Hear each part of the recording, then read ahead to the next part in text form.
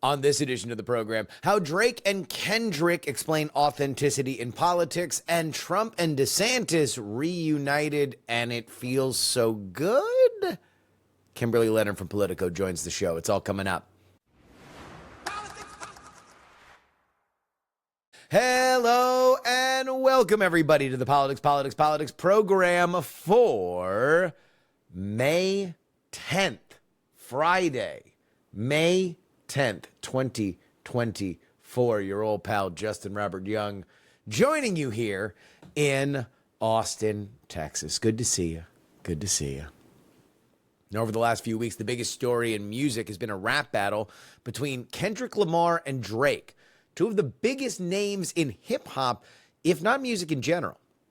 If you don't know them, don't worry. We're not going to do a breakdown of the song's lyrical integrity or delve into the Tolkien-esque backstory of rumors and snipes that made up their insults. Instead, I want to talk about something that's been consistent between this rap beef and the world of political messaging: authenticity. Now, before we go any further, I don't want you to get this confused with integrity or honesty. Those are things that are provable, that you can say, I know that these people have. Authenticity, in my mind, is not that. They're related, but I'm going to define authenticity for the purpose of this particular segment as you might not like who this person is, but you know who this person is. You know somebody like them. You think they are like you. You just know that they are them. In a lot of ways, you either have it or you don't. It's just something that our pattern recognizing brains recognize. Now, authenticity has some downsides. In the court of public opinion, you don't have room to morph once the die is cast. It's harder to shape a message when it isn't. On the other side, you have the benefit of public fascination. If the world knows you, then they know when you are going to react, if not exactly how. This creates interest, fascination. So let's get back to Kendrick Lamar and Drake. Kendrick Lamar is authentic. He's a perfectionist. He doesn't drop music as often as his peers, but everything he releases is dissected because you can tell very, very clearly that a lot of care has been put into it. While the award is obviously something that has become a bit of a political football, Kendrick Lamar has won a Pulitzer, the first rap artist to do so. Now, it helps for at least those kind of causes that Kendrick is socially conscious. He's from Compton, but he's not a gangster rapper in the way that Dr. Dre, who made that city famous, is. But he's also severely prideful about his craft. And I'm going to give you one rap example of this before we move on. There's a verse that he did on a song called Control that became famous. Why? Because he named almost an entire class of peer rappers, including Drake, and said that while he is friendly with everybody, his competitive drive made him want to kill their careers. And everybody listening believed him because he's authentic. Drake, on the other hand, is an actor. Literally, he's an actor. I'm not trying to disrespect him. He got to start on the Canadian teen soap Degrassi. As a musician, he's pushed boundaries sonically. He had hit rap singles with Lil Wayne and Nicki Minaj, but then branched out into singing his own hooks. It's not in any way controversial to say that he helped define a generation of music. But beyond the finished product, do we really know Drake? He's got an active social media, but it's mostly him in half-lit rooms, partying, drinking Aperol spritzes. Sometimes he's rapping, sometimes he's singing, sometimes he's rapping in a Jamaican accent, sometimes he's rapping in a British accent. Now, there's a lot more where that comes from, but for the uninitiated, it's enough that we can move along. Kendrick Lamar is authentic. Drake is inauthentic. Which brings us to the big story over the last few days. This weekend, in a spectacle made for TikTok and YouTube reaction videos, both Kendrick and Drake released diss tracks about each other within minutes. It's a hell of a Friday night. Drake went first, and he makes some dark accusations about Kendrick, specifically that Kendrick has beat up his girlfriends in the past, and that the mother of his children has left him. And one more, that one of Lamar's children isn't biologically his, but rather the progeny of Kendrick's manager. Ooh, wild stuff. 27 minutes later, Kendrick responds with a dark, an ominous track that one by one addresses members of Drake's family. First, Drake's son Adonis, then Drake's mother, then Drake's father, then an illegitimate daughter of Drake that the world didn't know about, and then finally Drake himself. In it, accusations of alcoholism, misogyny, being a deadbeat dad, getting wanton plastic surgery, and possibly being a pedophile. The song ends with the line, "This isn't a rap battle, it's a long life battle with yourself." It's one of the most psychologically screwed up things that I have ever heard in all of music. And by the way, if you thought the pedophile stuff was bad, the next day Kendrick releases a very danceable track, Song of the Summer level stuff, where he directly calls Drake and his entire crew pedophiles. For the record, it's currently the #1 song in 40 countries and broke streaming records. That's gotta hurt. I mean, I imagine being called a pedophile is bad, but being called a pedophile while people are dancing at a wedding is gotta be even worse. Kendrick is universally understood to have won this feud, and here's why I believe that's true. Authenticity. See, Drake did respond to those pedophile allegations with another song the next day. He denied them, which honestly kind of made him sound a little bit more like a pedophile. Now, is it true? Who knows? Drake's inauthentic. So Drake denying it doesn't really mean much. And I came to that realization when I came to the opposite realization. When I thought about what if Drake's accusations about Kendrick were true? What if Kendrick has split with his longtime fiance? What if one of his kids isn't his? Well, it's rumored that Kendrick is readying the release of a new album. Again, he doesn't put them out all that often. But if that were the case, then that would mean his next album is going to be awesome. Because when Kendrick talks about what happened, I'm going to believe him. Will it be true? Who knows? But he has authenticity. Now let's take a look at the politician of his era with the most authenticity as I have described it for this segment. Donald Trump. Like him or hate him, you know him.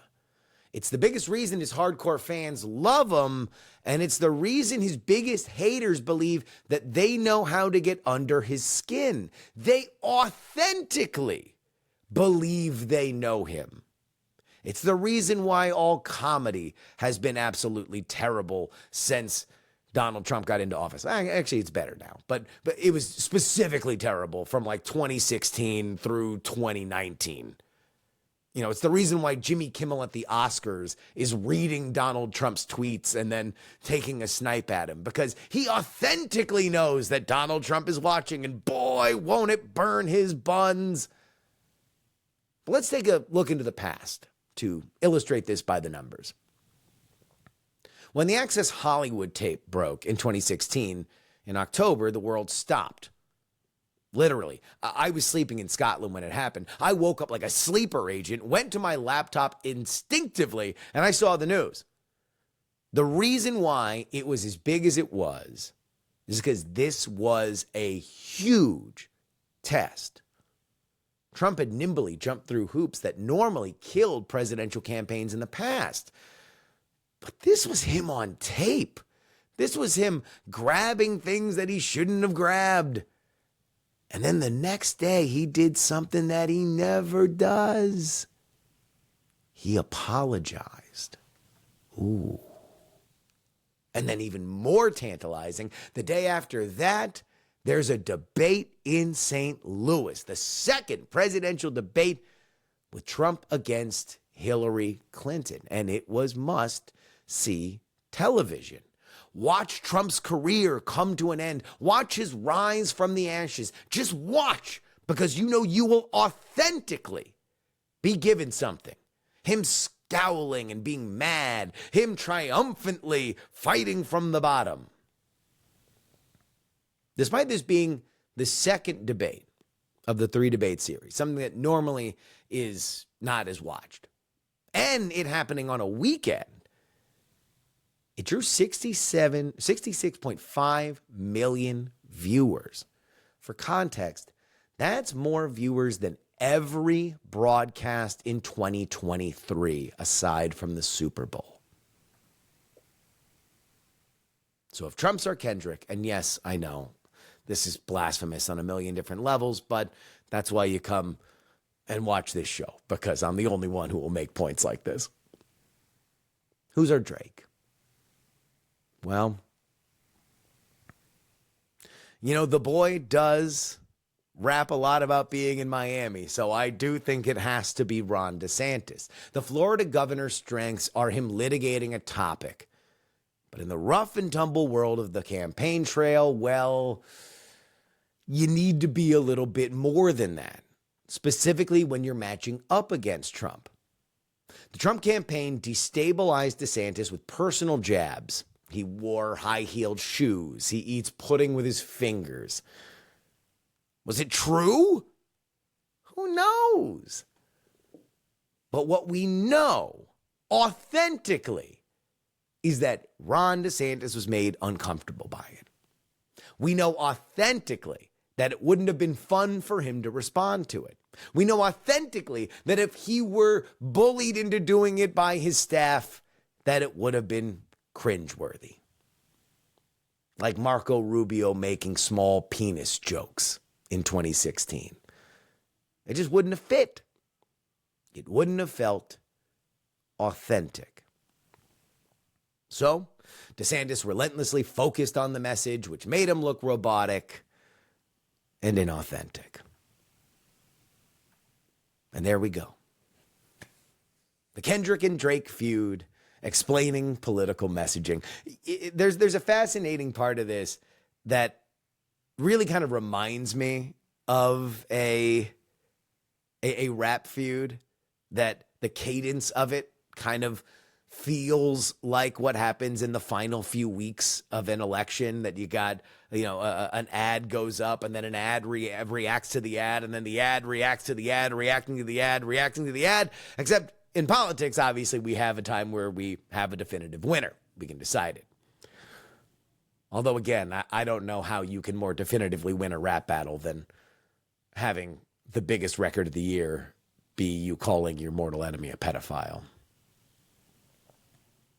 Back to DeSantis and Trump. That, of course, was the primary, and we're in the general now. And reports are that Trump and DeSantis have made up.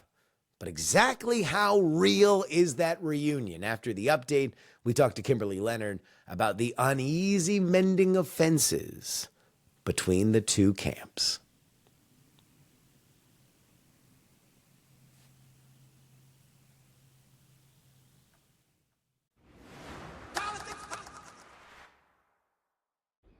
This is your update brought to you by TakePoliticsSeriously.com. That's where you need to go if you want to get our bonus content, including on Thursday, we discussed the news that RFK Jr. literally has brainworm or had brainworm. One of the greatest moments in opposition research history. Our breakdown on the late edition. That's the kind of stuff you get. $3. If you buy me a cup of coffee, you would have 2 bonus episodes each and every week. But let's get to some of the stories that we were not able to get to on this episode of the program. Representative Marjorie Taylor Greene's attempt to unseat House Speaker Mike Johnson failed decisively. The House voted 359 to 43 to dismiss her proposal. Greene only garnered the support from 10 conservative colleagues as the majority of Democrats backed Johnson, securing his position for now. However, his tenure as Speaker may be short-lived still, given the significant skepticism from the right wing of the GOP regarding Johnson's future plans. Of course, the Hudsucker proxy speaker has committed to seeking another term if Republicans retain control after the 2024 elections, but that has been met with resistance from conservative factions unhappy with his handling of key issues, including government funding, surveillance powers, and Ukraine aid. Some members, like Representatives Andy Ogles and Ralph Norman, anticipate challengers emerging, while others, such as Chip Roy, are unsure if they will support Johnson in January. That is, of course, if they are able to win the majority.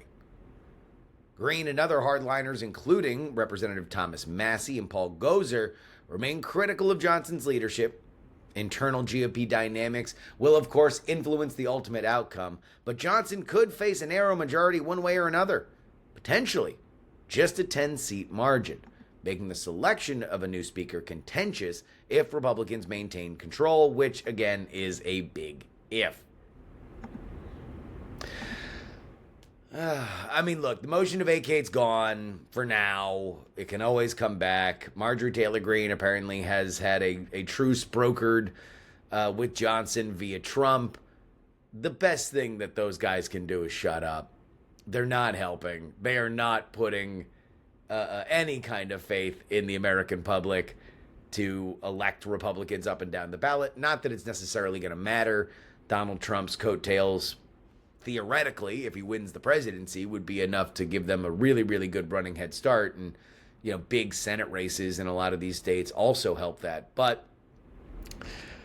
again, look, if you're the Democrats, you want this all day, every day.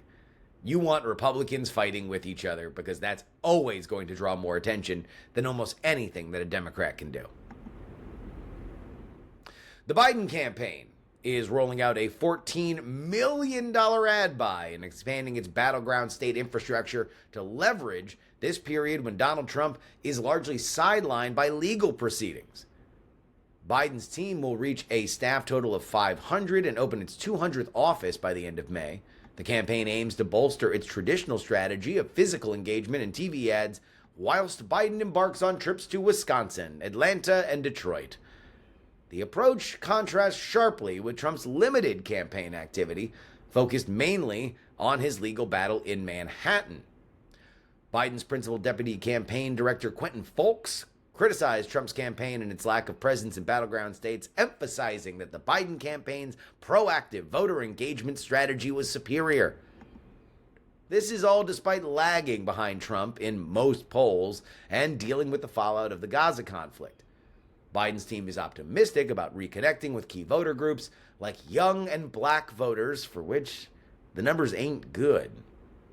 Although concerns remain about Biden's relatively tepid polling averages and waning enthusiasm amongst some voter bases, nevertheless, Democrats believe that Biden's clear policy contrasts will win the day. The Trump campaign has been slower in launching field operations and is relying more on the Democratic National Committee, which has obviously been in flux recently. Now, we mentioned on our PX3 Extra that this Manhattan trial is looking more and more like the only one that's going to see a courtroom. This is pretty much the only period where Donald Trump is going to be confined to a courtroom and not on the campaign trail. New delays in the Georgia January 6 case now make that unlikely to see the light of day before Election Day. The Supreme Court has still yet to rule on the federal Jan 6 case, and we are in delay hell when it comes to the Mar-a-Lago dock case. So this is prime time for the Biden campaign. And $14 million is a lot of money to spend on ads. But what would he talk about? Well, one of those stops was in Wisconsin, and Joe Biden defended his economic record during a visit to Racine, emphasizing recent consumer sentiment reports as evidence that his administration has been a good steward of the economy. Biden highlighted the creation of 15 million jobs during his tenure and higher wages, contrasting those policies with Donald Trump's economic agenda, despite polls indicating that voters trust Trump far more on the economy, and Trump economy nostalgia is real. Biden's dismissed those results, saying that they are inaccurate, arguing many Americans personally feel secure despite national concerns. The "I'm doing great," it's that I worry there is doom and gloom on the horizon. It's a vibes problem, really. Biden acknowledged the public's anxiety over rising inflation, high gas prices, and soaring housing and tuition costs, conceded that his administration's economic messaging requires further refinement. Yeah, remember transitory inflation? It's Putin's price hike. Don't worry about it. This all, of course, with Election Day less than 6 months from now. Despite a 1.6% GDP growth report signaling a slowing economy, Biden argued that this could all alleviate inflationary pressures eventually. The president criticized Trump for prioritizing the wealthy over the middle class and emphasized the importance of tangible progress for working Americans, urging voters to compare his policies to Trump while appealing for patience as his administration works to improve economic conditions for all. Biden needs the economy to be better. It ain't better right now. Will it get better? Will people believe that it's better? At this point, the only thing that Joe Biden can do is pray. You don't need to pray to get the bonus episodes of this show. All you need to do is go to takepoliticsseriously.com, sign up at a $3 level. If you'd buy me 1 cup of coffee each week, then I will sit in your car or at your gym or wherever you listen to podcasts and give you 2 bonus episodes each and every week, including all the conversation about Biden and saying that he's not going to ship bombs to Israel. Talked about that one. Boy, does that guy love the mushy middle. TakePoliticsSeriously.com.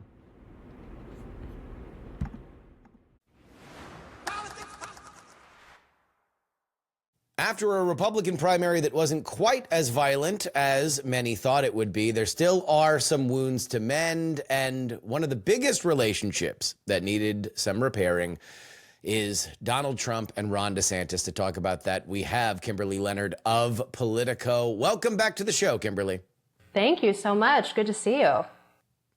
Absolutely. So, where are we right now with the DeSantis-Trump relationship? So the two of them sat down to sort of hash things out. It was private. It was an opportunity for Governor DeSantis to offer help with fundraising for Trump's campaign. And at least publicly, they're putting on a, peaceful show. I think there was a desire on the part of, the GOP apparatus and donors and so forth to really see the two come to some sort of at least a public, détente, as one would say. Mm-hmm. And the reason for that was that, Governor DeSantis had endorsed Trump after he dropped out. But then a couple days later, he went ahead and trashed his electoral possibilities, saying that, he had a lot of vulnerabilities. And then he told donors that he thought Trump was using identity politics to select a running mate. So even though he followed through on his promise to endorse Trump, he was kind of continually trashing him. And then in turn, Trump's campaign was trashing him. So it was, Governor DeSantis promised he would endorse Trump. He didn't promise that he would like it or pretend to. And so he did not at all fake it after that happened. Just to give people a sense of how nasty it was, I believe the tweet from Trump campaign operative, one of the big top guys, Chris LaCivita, was "Putting fingers will be all you'll ever be remembered for, you sad man." Well, here's the thing. When Governor DeSantis would attack Trump, it was on substance, it was on policy. So he would contrast their COVID records. He would say, Trump promised to build the wall, and he didn't do that. Whereas the Trump campaign was more attacking DeSantis in very personal ways. I think one of the difficulties that the governor had coming into this race was that he was an unknown commodity, at least to, the country, even though he's well known here in Florida. And so that gave the Trump campaign, and remember, Trump launched months before anyone else, but it really gave them a lot of opportunity to kind of say, this is who this guy is. And frankly, they tried to emasculate him. They tried to make him look like a fool. They made fun of things like his shoe wear. They gossiped about whether he was on weight loss drugs. There was all kinds of ways that they tried to undercut his standing in the GOP, which is wild when you think about how quickly it all turned, right? Because months earlier, DeSantis had been doing so well in the polls, and very quickly that changed. And people like to say that it's because of the indictments, but personally, as someone on the ground, as someone who talks regularly to the Trump campaign, I don't think that gives the Trump campaign enough credit. They were very meticulous, and they approached DeSantis as, in a very organized, deliberate attack strategy. And leaving that out of the story doesn't get the full picture. So let's talk about that, because the Trump campaign's professionalism to me has been the story of not only the primary, but so far the general election campaign. And while, yes, you have all these free radical elements of the indictments that are floating around, there's no doubt that this is the most disciplined campaign that he's run between 2016 and 2020. That seems to have held up. And not only did he dismantle DeSantis, but it does seem like there is a real understanding and urgency by them to say, hey, by the time that Milwaukee rolls around, when the Republican National Convention is here, Ron DeSantis is going to get one of those big spots, and he's still going to be a big name in the party because we want to show that this is one united movement going forward. How has that charm offensive, maybe mending offenses, how has that happened behind the scenes? How long has it been going on? And do we have a sense that Ron DeSantis, who challenged the throne, Trump does not like that, will he get one of those prominent spots, you think, going forward?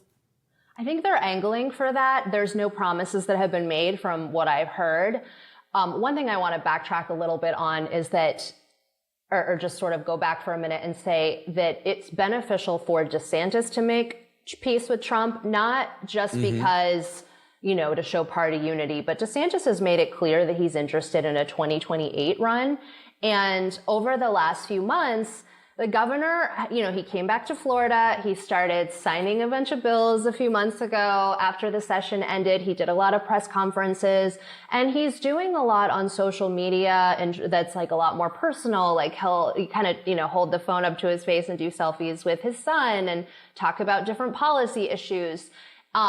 He has even been posting videos of dogs that need rescuing and then announcing when the dogs have families. I know, very different than what we've seen from Kristi Noem, for example. Interesting that would happen the same weekend that Kristi Noem's story about shooting a dog would happen. I'm sure that was a total coincidence and has nothing to do with the fact that Kristi Noem has been trashing Ron DeSantis for a year and a half. Well, okay.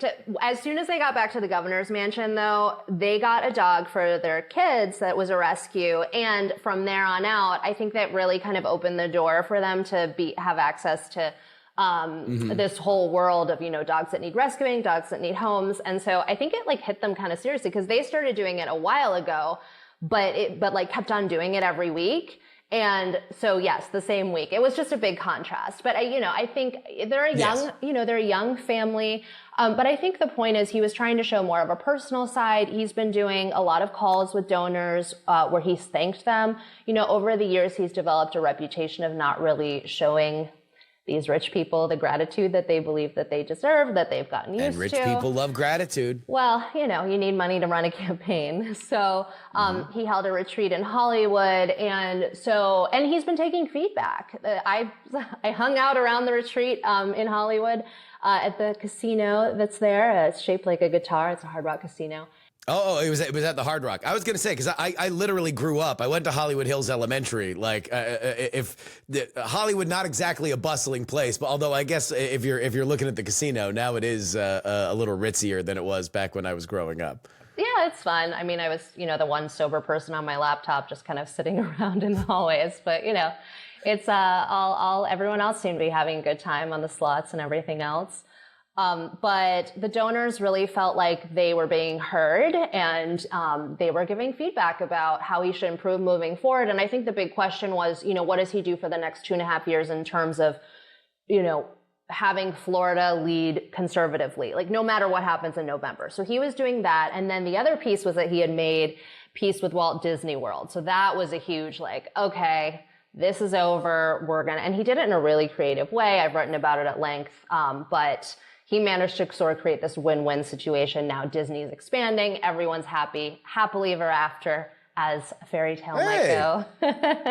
And so what I was getting at though is that you have DeSantis doing all this, and then at the same time you have him making comments about Trump, and then you have Trump's team attacking him, and on top of that, Trump was beginning to endorse in Florida members of the state legislature, members of Congress, and a CFO position that's not up till 2026. So he sort of was making himself kingmaker. So I think it became untenable to sort of have this dual thing going on where Governor DeSantis is trying to reinvent himself a little bit, but also Trump is stamping on him every chance that he gets. So that's why DeSantis had to make peace with Trump, because this was not a tenable situation. He's 45 years old. He's going to probably have a more future in politics. So I think that was just a big factor in why this was necessary for DeSantis. On the Trump end, it's financial. So he needs money. DeSantis can connect him to people that have money, and ultimately they are better together. They've always been better together. This was a primary situation for which they were at odds, but I don't think either of them realistically, and I think that there's very smart operatives on both sides of that, I don't think either of them would say this is a better world where these two people are at each other's throats. They are better standing side by side. Yeah, unless you like the drama. Well, if you like the drama, which we do here on this show, look, I would have liked to have gone harder, which brings me to this. Is there a sense from the DeSantis side that he was running a really good presidential campaign before he announced, and then as soon as he stopped running a presidential campaign, he started running a better presidential campaign than the one that he was running in the middle? Like the videos with his kids picking football games, the puppies in the lawn, even stuff like defending his signing his abortion record and being on the offense and talking about stuff like that. None of that was happening while he was running. It is puzzling to me that the one time he wasn't a good presidential candidate was when he was literally running for president. So it's hard for me so first of all, I covered his reelection, and I think what was unusual about his reelection in Florida is that, and not unusual for Florida, but unusual for an election, was that Governor DeSantis, instead of campaigning, he was dealing with Hurricane Ian. And I think that really gave him a platform to show that he was in charge, that he understood the issue, that he was compassionate, and so being able to campaign that way by leading, I think works really well for him in a lot of cases. And I think a lot of donors would say that. And so I don't know that he, doesn't know how to campaign. I think that he's just trying to figure out where he fits in all this, but also there wasn't an articulation really of why him instead of Trump. He got in the race really late. They weren't ready. They seemed very caught off guard every time they were hit by the Trump train. And, and I do think the indictments had a piece of that. And when I went to Iowa, he seemed very comfortable. And that was I only went in the last 2 weeks, of course, when it was negative 20 degrees. The South Floridians. Yeah, I was there. The South Floridians ooh.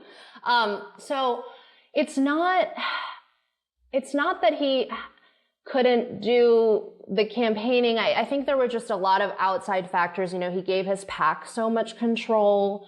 And a lot of the things that I thought he would do, I mean, and I wrote about this for Politico, and his team just kind of disagreed with me, but I said, where's the troll DeSantis who trolls, you know, Newsom and Democrats and does all these political stunts? Like, where's that guy? When's he going to troll Trump? And they kind of said, well, it's not trolling. It's not, you know, it's a policy statement. But I was like, there was a theatrics about it that he had gotten comfortable with when he was running for re-election and prior to then running for president, and it all kind of stopped. Or he would do repeat items. He did another flight, you know, to California for migrants and everything, but there wasn't really anything fresh. Whereas in Florida, leading up to his re-election, I'm not kidding, every 2 weeks there was a new surprise that sent the whole media scrambling, that got him, you know, all these top headlines and everything. So, you know, there were just a lot of gaps, and there was never any kind of driving of the narrative. I never got, you know, pitches from the team about, hey, have you thought about this angle and things like that. And, you know, as undisciplined as former President Trump might be, his campaign is in lockstep, solid. You don't see leaks. Solid. They are not making any mistakes. I mean, they are just like running a well-oiled machine. A lot of that is Susie Wiles. She has deep connections in Florida too. And so I don't know that, and by the way, she used to work for Governor DeSantis. There we go. Yeah. So I there's was literally a lot of, just like, about to ask you. Yeah. So there's a lot of puzzle pieces that came together, and I think there was also just a desire for Trump to come back in general from a lot of the GOP base. But no, I wouldn't say that had Trump not run, that necessarily DeSantis would have had the easiest way to kind of get to the presidency, the nomination, I mean. Yeah. Well, I mean,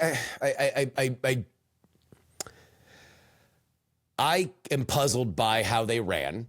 I think that ultimately that DeSantis 2024 campaign will be a cautionary tale for let's make sure we get everybody in a room with the money and the PACs before we announce and before we're not allowed to talk to each other and figure out who's doing what and exactly what our message is and who is answering to who, because it seemed like that was an absolute cluster that leaked into the press multiple times and wound up making more headlines than the candidate did by the end of it.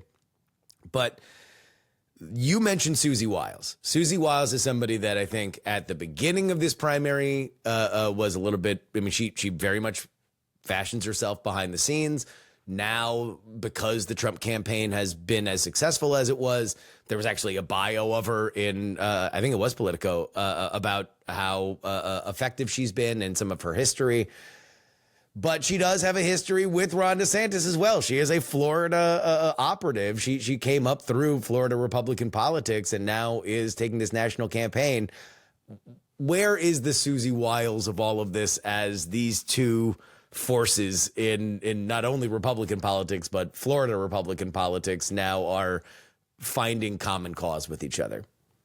I mean, look, she's a pro. When I found out she would be one of the top people in the Trump campaign, I thought, well, maybe Governor DeSantis won't run, because why would you run against someone who knows where all the bodies are buried? Right. It just seemed like a lot. And so so it wasn't even that he was entering in against Trump. It was that he was going in against Susie, in my mind.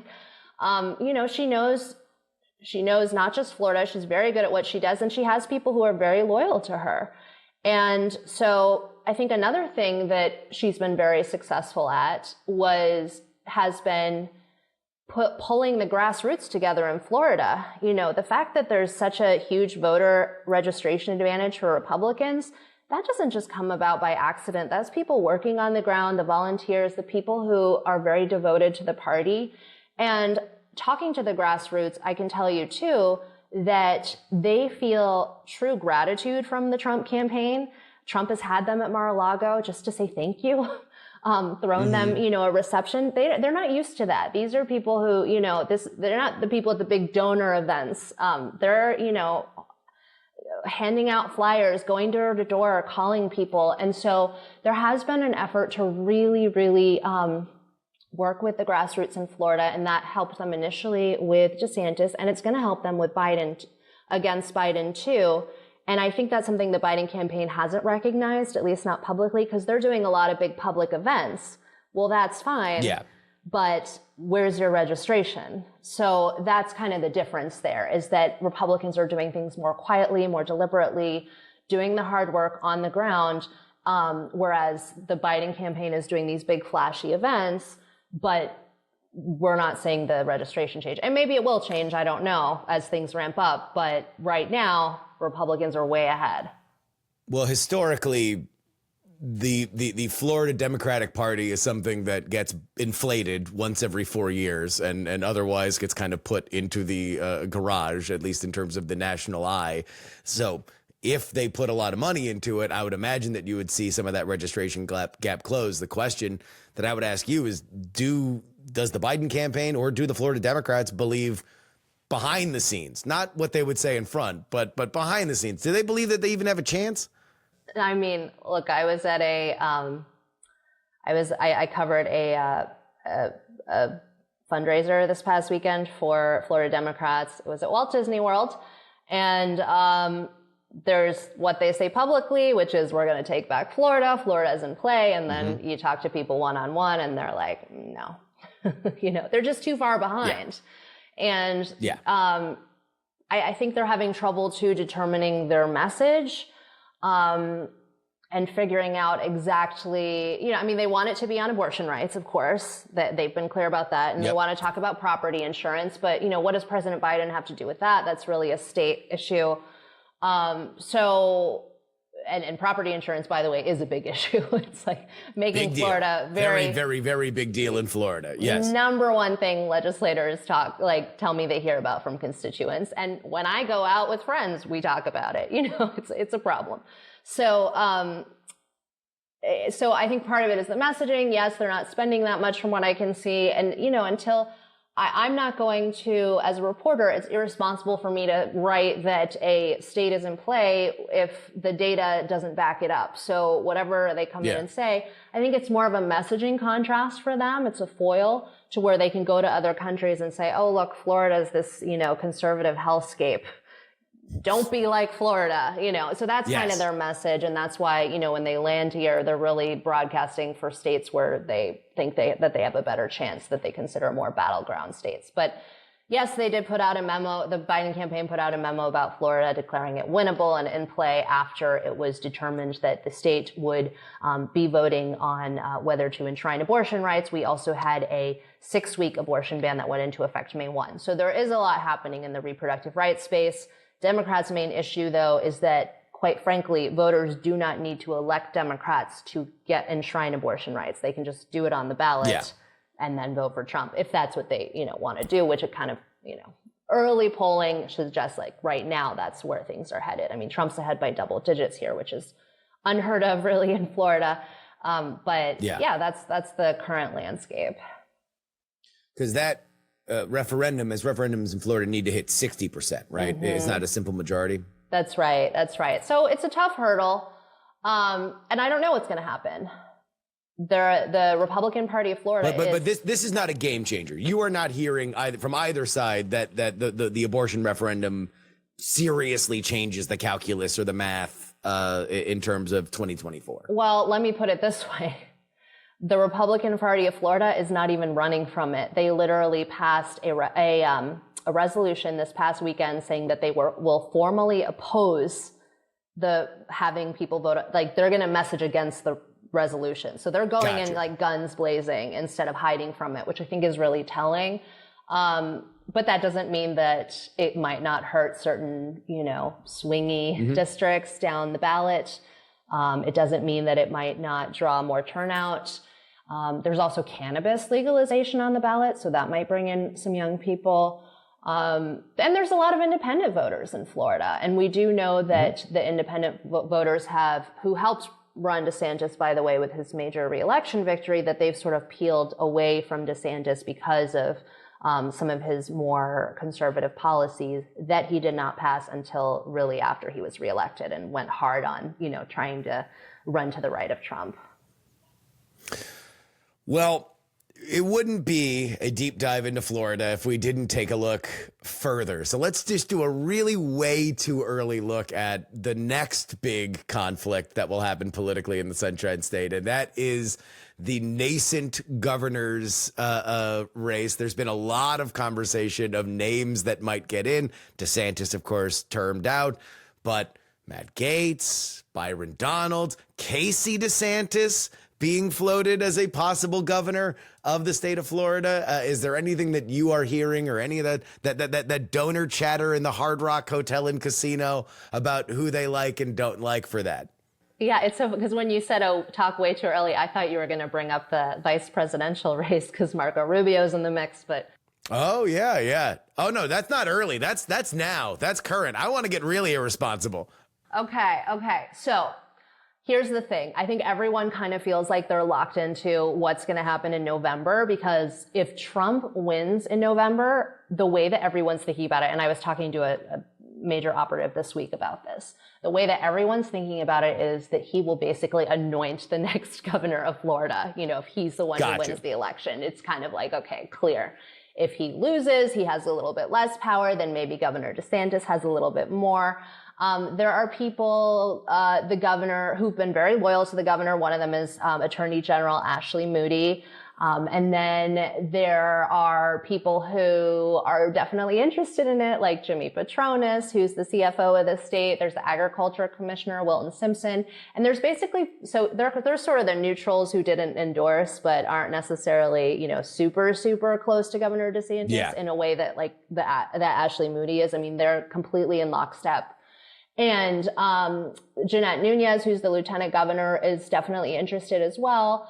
Mike Waltz is a big one who could potentially run in Congress. But think about, too, if Trump wins, there are cabinet positions that could go to people in Florida. So there's sort of like this musical chairs, going on. I like to call it, where you shift things around. I don't know if DeSantis would ever be interested in joining a Trump administration, maybe something like Attorney General. I just don't know how you get to the point where bygones be bygones between those two camps and get to that point. But, I mean, look, Hillary joined the Obama camp, and that got about as nasty as it could get, at least on the Democratic side. I would wonder if the gap between like Trump and DeSantis is any further than that got, because that got about as personal as it could get. There's just a lot. It's not just Trump and DeSantis. The people that have worked for him who now work for Trump, there's just been a history that has not been great, and so it would take a lot of apologizing. It would take a lot of mea culpa. I just think it's hard to envision, but that doesn't mean, I think also probably the people who work for Trump want to see him succeed. And if they feel like giving Governor DeSantis a platform will do that, then that's what they'll do at the end of the day. That's kind of their, North Star, to just, do what they can to help Trump. So who else might run? Oh, and then there's a bunch of Democrats who might run. So I've had people tell me point blank that if Matt Gaetz runs, that they feel like that opens an opportunity for them because they think that they could actually defeat him. And so, Gaetz. Yeah. And Gaetz, by the way, has been spending a lot of time in Tallahassee. I talked to him when I was up there, just, kind of got in his face like, hey, why are you here? What do you think of that poll? It shows you're behind Casey DeSantis for governor. And so, will Casey run is another big question. I have to say, it's something I hear a lot about, but I don't hear it from people close to the governor. It's more from the lobbying class. I think it's the same thing that happens with Michelle Obama, where you have someone who's, so beautiful, so poised, has their own policy issues, very assertive, everything else. And people think, well, why not? That would be great. And so I think that's part of the narrative behind that. But I wouldn't be shocked either way, whether she ran or not. And, for Democrats, I think a lot of them will run. A lot of them who are in the legislature, the Miami-Dade County mayor might run, the different leaders in the legislature, Driscoll, Book, So there's just like a lot of potentials who would definitely be interested if Matt Gaetz got in. Well, the Florida Democrats certainly need a new standard bearer. You know, it has been a void up top for a little while. The Charlie Crist vortex just demonstrates that there's nobody that has stepped up and said, I am the new Democratic voice of Florida. So there is a mantle to be seized there. Byron Donalds would be the only name that I have seen bandied about that you have not mentioned. He was somebody that initially backed DeSantis, flipped his vote to Donald Trump at a Trump event I saw in South Carolina. He got one of the prime speaking spots. So he seems to have ensconced himself within Trump world. There's some outside VP buzz, but that seems unlikely to me. Running for governor, he seems to be in that anointable position next to Matt Gaetz, considering how loyal they have been to the Trump machine. Oh, I think he would have a tough campaign, but I do know that he's interested. He's told us point blank that he's interested. I feel like there's nobody who's not interested in running for governor. I think that a lot of people saw how successful Governor DeSantis was. You have this big platform. Nationally, people are watching you. And Florida's a great state. I mean, honestly, one thing I kept saying to the DeSantis people was, why does he even want to go to Washington? Florida's much more fun. And he goes to all events like in the Everglades or it's just exciting, you know? And so I always kind of joke well, why not just stay in Florida? It's a blast. And it is, it's such a, great place to be a journalist. We have the best stories, the best characters. I think anyway, but I'm biased. But you're gonna make me move back home. I love it. Whenever I talk to you, you're always so into Florida, and I'm like, God, I gotta go back home. I just gotta go. I am. I'm crazy obsessed with this place. I think it's so fun. So anyway, that was just kind of joking around. So I think that's why it's appealing to a lot of people. Matt Gaetz often talks about I like the swamp in Florida better than the swamp in DC. So if Trump wins the presidency, he'll be very interested. And don't forget, he still has a residence here. So, he's not going to want anyone who might create issues for him potentially, legal or what have you. Yeah. All right. So it sounds like, the big thing that I'm taking from this is that the peace that is being made between the DeSantis and Trump camps, necessary but fragile, and don't expect it to really be more than anything that you are seeing right now. That there will be a fundraising effort and a best behavior pledge, so nobody is peeing inside the tent, as it were. Yeah, I think that's a fair way to characterize it. I think it could at times get complicated. If President Trump were to pick Marco Rubio as a running mate, that would potentially leave Governor DeSantis with some authority to appoint the next senator. And so that might get a little bit delicate. Well, but wouldn't that run into the same problems with the residency thing that DeSantis has? That's the thing. So the big question, first of all, Senator Rubio could relocate. He could make DC his home. There's some legal back and forth and there would be lawsuits. And so the question is, of course, is it too much trouble to bring in Senator Rubio? I don't know. But another thing, let's say Trump does become president again. Rubio might be someone considered for Secretary of State. So you kind of get back to the same question of, if Trump is in the White House, DeSantis is governor of Florida, how do they navigate working together, not just on policy and at public appearances, but potentially giving Governor DeSantis a certain amount of cachet in terms of having influence and all that. So just something to think about. I mean, that's you mentioned it before, but especially through the campaign when he wanted to be, I'm policy guy. The Ron DeSantis catchphrase was, and here's what we're not going to do, and then listing all the things that are being done by somebody that he doesn't like or a state that he doesn't like. Attorney General to me would be the move. It would be the public face, a lawyer, somebody who has consistently throughout Florida, much to the criticism of his enemies and to the delight of his supporters, has found legal ways to do things that he would like to have done. That seems like tailor-made attorney general positions, but Trump wants loyalty, and DeSantis was not loyal. So that would be I think tough sledding. Who knows? Yeah, but it has come up in conversations about what could he potentially be interested in, just by people in DeSantis world, let's say, that attorney general might be something. But I haven't heard him say it. I haven't heard him say that I don't think he's interested in going back to Congress. He has said that openly. So I think the fear that he might, for example, appoint himself, let's say, to replace Senator Rubio, I think is not a thing. So yeah, there's just a lot of different dynamics at play. I am sort of reporting out a few things right now that I wish I could share, but you got me a little early, so maybe another. We will keep an eye. We will keep an eye on Kimberly Leonard's reporting, because it is always excellent, and for my money, especially following Florida, the best in the game. So Kimberly Leonard, thank you so much for joining us on the show. Thank you. Great to be here.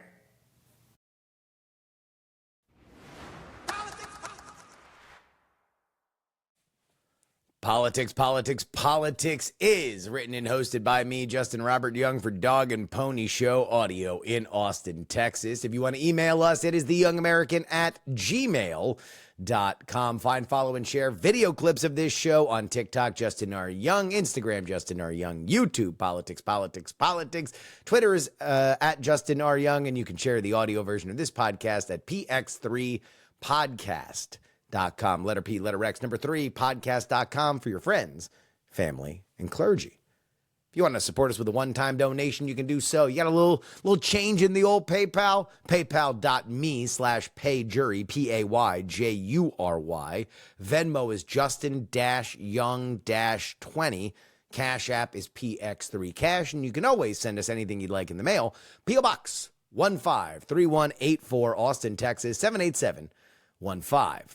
Of course, you can always get our bonus content at TakePoliticsSeriously.com. $3 tier gets you 2 bonus podcasts per week covering all the news that we miss on our free podcasting schedule. And our $10 tier gets your name read at the end of the show like these fine folks in the Titanic.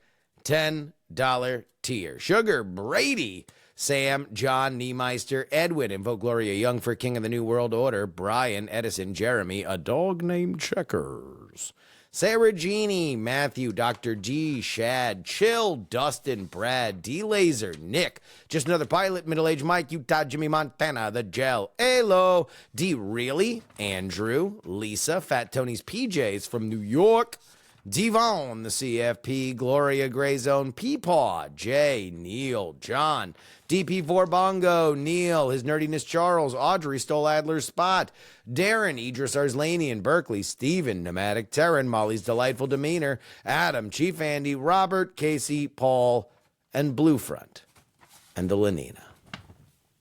And that's it for this week. If you happen to be in Las Vegas, Nevada at Scoop Fest this weekend, I will see you there. But otherwise, I will see you guys on Sunday. This is going to be an interesting one because I'm not quite sure, since we've started doing the audio and video stuff, I'm just now realizing that I'm not going to have everything that I normally have to make that happen. In fact, I might need to disassemble this. Anyway, that'll be on Sunday. Till then, this is your old pal Justin Robert Young saying, some shows talk about politics, others talk about politics, and still more discuss politics, but this is the only show that dares discuss all 3.